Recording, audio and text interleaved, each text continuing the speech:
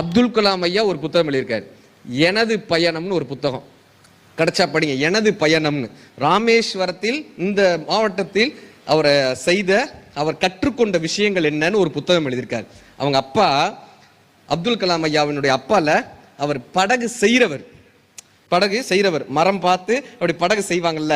இப்ப நம்ம வீடெல்லாம் கட்டும் போது இந்த குட்டி பசங்க இருக்காங்கல்ல, அந்த வீட்டை எவ்வளவு ஆர்வத்தோட பார்ப்பாங்க.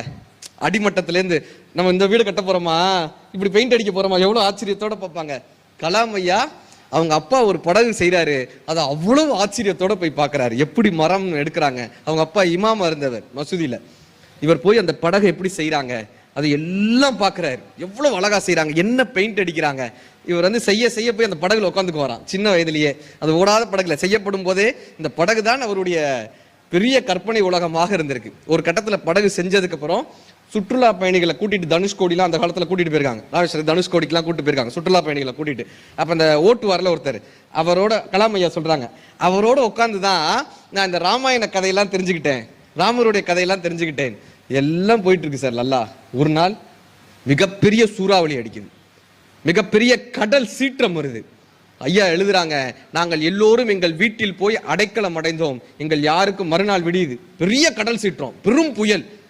மறுநாள் கதவை திறந்து பார்க்குறாங்க, இவங்க யாருக்கும் எந்த சேதாரமும் இல்லை, எல்லோருக்கும் எல்லாம் சேஃபாக இருக்காங்க. ஆனால் அந்த படகு இருக்குல்ல, அந்த கனவான அந்த படகு உடஞ்சு நொறுங்கி கிடக்குங்க, நொறுங்கி கிடக்கு. இந்த ஆசையாக 8 மாதம் பார்த்த அந்த படகு, 8 மாதம் இவருடைய கனவு, 8 மாதம் இவர் அழகாக பார்த்த அந்த படகு நொறுங்கி கிடக்கு.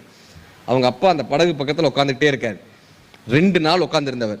3ஆவது நாள் உங்க அப்பா என்ன தெரியுமா பண்றாரு, மறுபடியும் போய் நல்ல மரத்தை தேர்ந்தெடுத்து ஒரு படகை செய்கிறார், படகை தொடங்குறார். இப்ப கலாம் ஐயா போய் கேட்கிறாங்க, உன்னுடைய கனவான இந்த படகு உடஞ்சிருச்சேப்பா, நீ வருத்தப்படலையான்னு.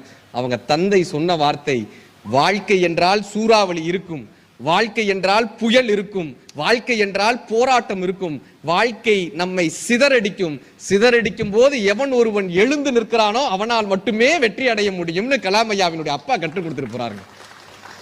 இத ஐயா எங்க பதிகிறாரு தெரியுமா? கலாம் ஐயா எங்க தெரியுமா பதிகிறாரு? 1979ல SLV-3ன்னு ஒரு ராக்கெட் விடுறாங்க. அந்த ராக்கெட் மேல போய் வெடிச்சு செதறிடுது.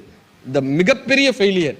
அப்ப கலாம் ஐயாவிற்கு இந்த படகு உடைந்த சம்பவம் ஞாபகத்துக்கு வருது. அவங்க தந்தை சொன்ன சம்பவம் ஞாபகத்துக்கு வருது. வாழ்க்கை என்றால் புயல் இருக்கும், வாழ்க்கை என்றால் போராட்டம் இருக்கும், வாழ்க்கை என்றால் வலி இருக்கும். இது அத்தனையும் தாண்டி எவன் ஒருவனால் வர முடிகிறதோ அவனால் மட்டுமே சாதிக்க முடியும் என்கிற வார்த்தை கலாம் ஐயாவினுடைய நினைவுக்கு வருகிறது. அடுத்த 2 வருடத்தில் RS-1 என்கிற ஒரு சேட்டலைட் கொடுத்து மிகப்பெரிய ஒரு வெற்றியாளனாக